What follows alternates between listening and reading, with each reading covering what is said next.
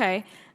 So at this point in time, I'd ask unanimous consent to enter into the record a document indicating that the law firm representing Tony Bobulinski was paid $10,000 as recently as January of this year by the Save America PAC, which you may recognize as Donald Trump's PAC. Without objection. Thank you.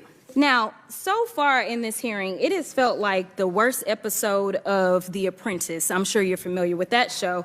It seems like my colleagues and maybe you and some others are trying to become the next vice president of the United States of America. You're auditioning or something like that because, Mr. Bobulinski, I know that you take exception to the fact that your credibility has been called into question over and over. But when someone comes to testify under oath, whether it's before this committee, behind closed doors, or in person, then we have to evaluate someone's credibility. And sir, I definitely have always had issues with your credibility, as I know that you are very well aware of. So let me remind you of what happened behind closed doors. Well, you should ask O'Connor about my credibility. I haven't asked you a question.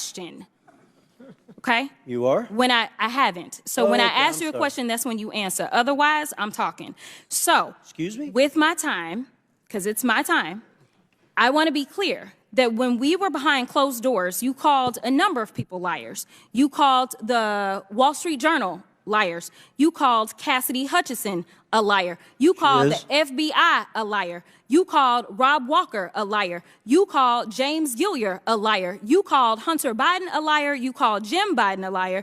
And just today, you added to your list, you called my colleague, Congressman Mr. Goldman, a liar as well. It seems like, according to you, the only person that's telling the truth is you and everyone else is lying. But I want to move on to something else. Is that a question? It's not a question. Oh, okay. You'll know when I ask you a question, I promise. Thank you. So the other thing that I want to talk about is the fact that my colleague from the other side of the aisle talked about the company that we keep.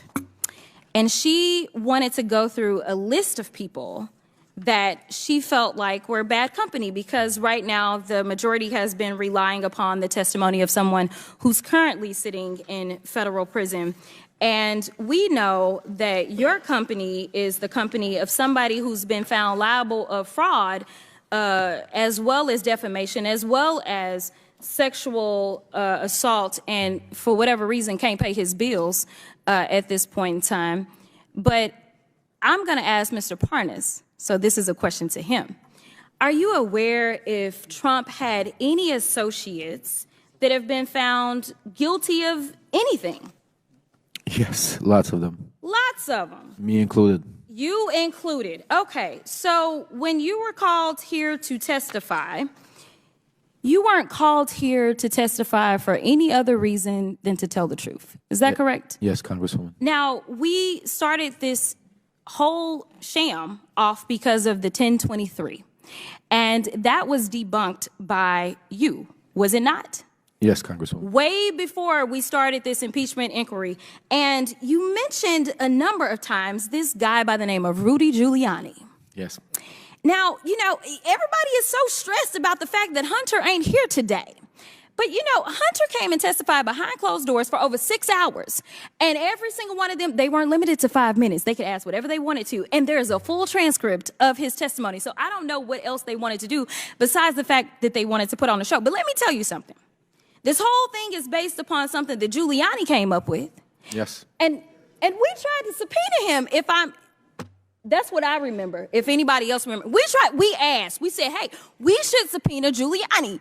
But, you know, kind of like when we were trying to get his cell phone, they shut it down, right? Like, they don't want the facts. But you would agree with me that considering the fact that you were working under Rudy Giuliani at the time that you went over to Ukraine, that he has maybe some valuable information that he could offer this committee as to whether or not there's anything that we should be investigating in the first place. Absolutely, Congresswoman. I wish that this committee would subpoena Rudy Giuliani, put him under oath alongside me to get to the bottom of the truth of what actually happened in Ukraine and to the manipulation that Trump and Giuliani and the team went to do. I agree with you, but somehow it doesn't look like we're going to get there, and I thank you for your time. With that, I'll yield. Time's expired. Chair now recognizes Mr. Biggs from Arizona. Thank you, Mr. Chairman. Mr. Galanis,